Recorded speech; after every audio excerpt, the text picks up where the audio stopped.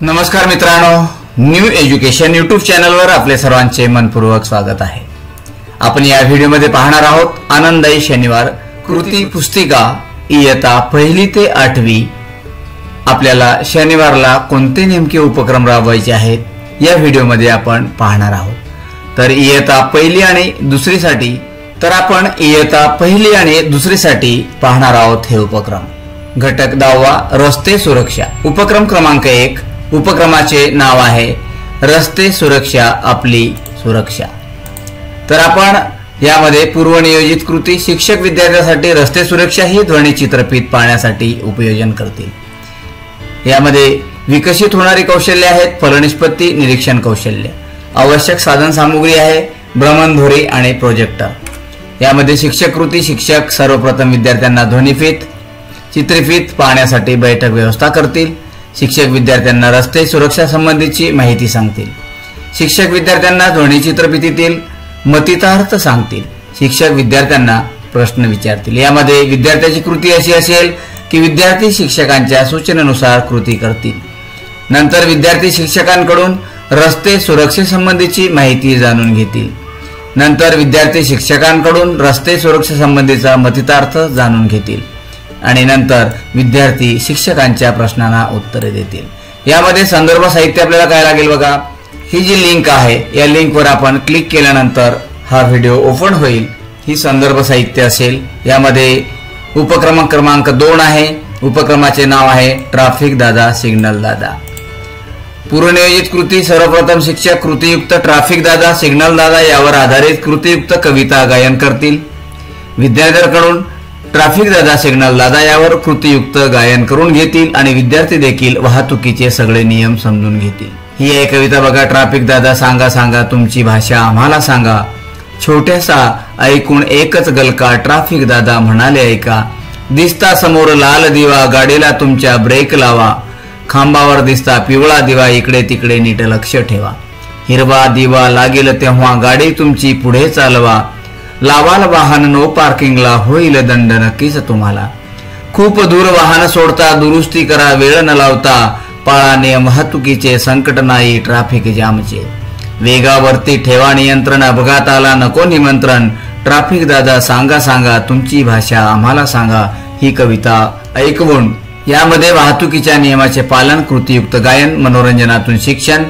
यामध्ये आवश्यक साहित्य हे असेल साऊंड सिस्टीम, माईक, वेशभूषा, साहित्य, वाहतुकीच्या नियमांचे फलक, लाल पिवळा व हिरवा दिवादर्शक फलक। शिक्षकाची कृती यामध्ये सर्वप्रथम शिक्षक कृतीयुक्त ट्रॅफिक दादा सिग्नल दादा यावर आधारित कृतीयुक्त कविता गायन करतील।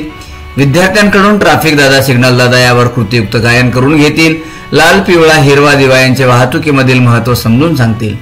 वाहतुकीच्या नियमाचे पालन करण्यासाठी सांगतील तसेच वाहतुकीच्या नियमाचे प्रात्यक्षिक करून घेतील। यामध्ये विद्यार्थ्याची कृती असेल बघा। विद्यार्थी कृतीयुक्त ट्रॅफिक दादा सिग्नल दादा यावर आधारित कृतीयुक्त कवितेचे गायन करतील। विद्यार्थी ट्रॅफिक दादा यावर कृतीयुक्त गायन करतील। विद्यार्थी लाल पिवळा हिरवा दिवा यांचे वाहतुकीमधील महत्त्व समजून घेतील तसेच वाहतुकीच्या नियमाचे पालन करतील। विद्यार्थी शिक्षकाने सांगितल्याप्रमाणे वाहतुकीच्या नियमांच्या प्रात्यक्षिकाचा सराव करतील। संदर्भ साहित्य असेल बघा। आपण ही जी YouTube लिंक आहे या YouTube लिंकवर आपण क्लिक करून याचा ऑडिओ आपण बघू शकता। त्यानंतर आपण पाहणार आहोत इयत्ता 3री ते 5वी पर्यंतचे उपक्रम। क्षेत्रभेट, यशस्वी व्यक्तींच्या मुलाखती, परिसर ओळख, पोस्ट ऑफिस क्षेत्रभेट। शिक्षक परिसरातील पोस्ट ऑफिस बाबत माहिती गोळा करतील। शिक्षक पोस्ट ऑफिसला कुठे केव्हा कशी भेट द्यायची याचे नियोजन करतील। पोस्ट ऑफिस प्रमुखाची परवानगी घेतील व पालकांना पूर्वकल्पना देतील। शिक्षक विद्यार्थ्यांना शिस्तीचे पालन होण्यासाठी सूचना देतील। उदाहरणार्थ पाण्याची बाटली ठेवणे, रांगेत चालणे इत्यादी सूचना। शिक्षक विद्यार्थ्यांना क्षेत्रभेटी दरम्यान कोणत्या बाबींची माहिती घ्यावी किंवा निरीक्षण करावे याबाबत सविस्तर पूर्व नियोजन करून सूचना देतील। खालील प्रश्नाच्या आधारे माहिती संकलित करण्यास सांगतील। यामधला प्रश्न बघा, पोस्ट ऑफिसचे नाव काय आहे, नंतर पोस्ट ऑफिस कोठे आहे, पोस्ट ऑफिसची वेळ काय आहे, पत्रपेटीमधील पत्र वेगवेगळ्या ठिकाणी कशी पाठवली जातात, त्यानंतर गाव पिनकोड वरून गाव कसे शोधतात इत्यादी माहिती। क्षेत्रभेटी दरम्यान शिक्षक विद्यार्थ्यांसोबत कशा प्रकारे प्रश्नोत्तरे गप्पा गोष्टी करतील याची चर्चा करणार, हे ठरवतील आणि प्रश्न निश्चित करतील। यामध्ये विकसित होणारी कौशल्य आहेत निरीक्षण, संप्रेक्षण, सामाजिक भावना। नंतर आवश्यक साहित्य पेन, वही, पाण्याची बाटली इत्यादी। शिक्षक कृती, शिक्षक विद्यार्थ्यांना परिसरातील पोस्ट ऑफिसची माहिती सांगतील। नंतर आहे परिसरातील पोस्ट ऑफिस भेट देण्यासाठी विद्यार्थ्यांना शिस्तीचे संदर्भात सूचना देतील। उदाहरणार्थ रांगेत चला, स्वतःच्या वस्तू स्वतः सांभाळा इत्यादी। शिक्षक विद्यार्थ्यांना परिसरातील क्षेत्रभेटी, वेळ, पूर्वनियोजन, तयार केलेले प्रश्न विचारून माहिती सांगतील। क्षेत्रभेटीनंतर शिक्षक विद्यार्थ्यांना पूर्वनियोजनात तयार केलेले प्रश्न विचारून वर्गात विद्यार्थ्यांना चर्चा करतील। यानंतर बघा यामध्ये कोणते प्रश्न असतील नेमके, तर पोस्ट ऑफिसचे नाव काय होते, पोस्ट ऑफिस कुठे होते, पोस्ट ऑफिसची वेळ काय आहे, पोस्ट ऑफिसमध्ये किती कर्मचारी काम करत होते, पत्रपेटीमध्ये पत्रे वेगवेगळ्या ठिकाणी पाठवण्यासाठी काय केले जात होते, तुम्हाला पिनकोडवरून गाव शोधता येईल का, ते कसे शोधाल हे प्रश्न, आणि नंतर पोस्ट ऑफिसला भेट देऊन तुम्हाला कसे वाटले याचा अनुभव विद्यार्थ्यांना विचारतील। यामध्ये विद्यार्थ्याची कृती असेल, विद्यार्थी परिसरातील भेट दिलेले पोस्ट ऑफिसचे नाव सांगतील। विद्यार्थी क्षेत्रभेटी दरम्यान शिक्षकांनी दिलेल्या सूचनेनुसार निरीक्षण करतील, आवश्यक माहिती संकलित करतील। विद्यार्थी परिसरातील भेट दिलेल्या पोस्ट ऑफिसची माहिती सादर करतील। नंतर विद्यार्थी क्षेत्रभेटीनंतर होणाऱ्या चर्चेत सहभागी होतील। अशा प्रकारे सायकल दुरुस्ती दुकान, सरकारी कार्यालय, दवाखाना, बेकरी इत्यादींना क्षेत्रभेट देतील, येईल का हे बघतील। यासाठी हे संदर्भ साहित्य, हे लिंक दिलेले आहेत, आपण ते बघू शकता।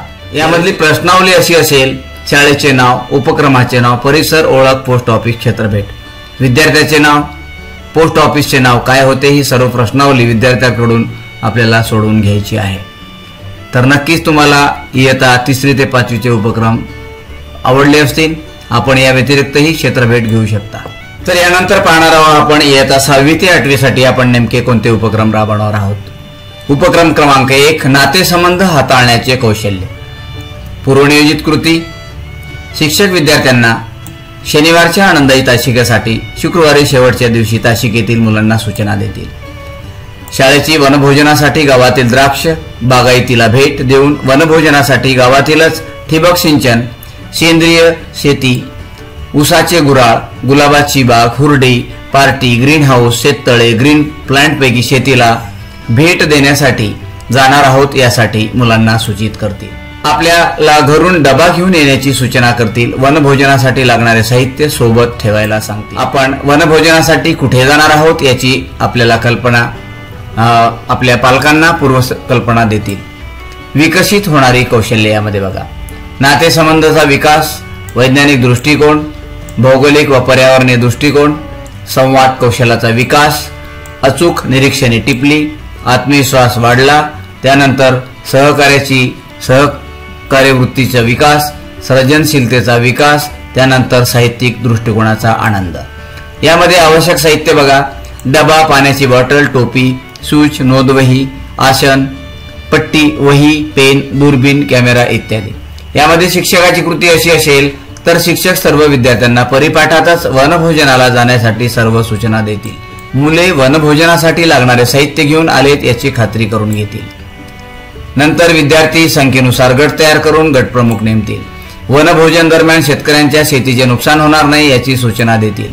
मुलांना भौगोलिक, पर्यावरणीय, कृषी, सौंदर्यात्मक, नैसर्गिक, जलव्यवस्थापन, जलस्रोत, कौशल्य दिष्टीत शिक्षण, प्राणीमात्राबद्दल सहानुभूती, श्रमाचे महत्व, शेतीचे प्रकार या दृष्टिकोनातून निसर्गाचे निरीक्षण करण्यासाठी मार्गदर्शन करतील।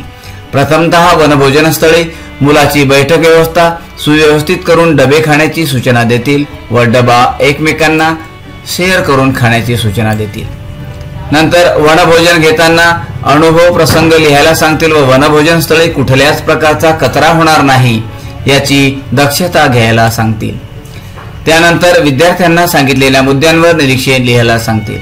शेवटी विविध गुणदर्शनाच्या सुप्तगुण कलागुणांना वाव म्हणून गाण्याच्या भेंड्या, डान्स, कविता, विविध गुणदर्शनाचा कार्यक्रम होतो किंवा करतील। शिक्षक विद्यार्थ्यांचे निरीक्षण करतील, कोणत्या विद्यार्थ्यात कोणते गुण आहेत हे टिपतील आणि कार्यक्रम दरम्यान वेळोवेळी सूचना देतील, प्रोत्साहित करतील, वनभोजनाचे अनुभव सांगायला सांगतील, पण यातून काय शिकलो हे सुद्धा सांगतील। यामध्ये विद्यार्थ्याची कृती अशी असेल, तर विद्यार्थ्यांनी निसर्गाच्या सानिध्यात स्वतःच्या डब्याचा मनसोक्त आस्वाद घेत घेत अनेक मित्रांच्या डब्यामधील पदार्थाचाही आस्वाद घेतील। त्याचबरोबर पर्यावरणीय भौगोलिक दृष्टिकोनातून वैज्ञानिक दृष्टी, कृषी, निसर्गाचे निरीक्षण केले।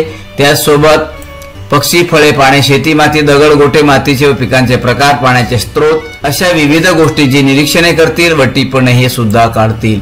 मुलांनी आनंदाने गाण्याचे भेंड्या, डान्स, स्वलिखित कथा, कवितांचे सादरीकरण करून स्व अभिव्यक्तीचा अनुभव घेतील आणि यामुळे सहभोजन हा उपक्रम अतिशय महत्त्वपूर्ण ठरतीलच यात शंकाच नाही। आणि त्याचबरोबर सहकार्य वृत्ती, भौगोलिक, नैसर्गिक, वैज्ञानिक दृष्टिकोनाचा विकासही होईल। विद्यार्थ्यांच्या अनुभवातून मुले व मुलींना सादर करण्याची संधी दिल्याने त्यांच्यामध्ये मैत्रीचे संबंध परिपक्व होतील आणि एकमेकांबद्दल सहानुभूती, आदर, विश्वास वाढून निखळ मैत्रीचे संबंध निर्माण होतील। धन्यवाद। नक्कीच हा व्हिडिओ तुम्हाला आवडला असेल तर सर्वांचे मनपूर्वक धन्यवाद।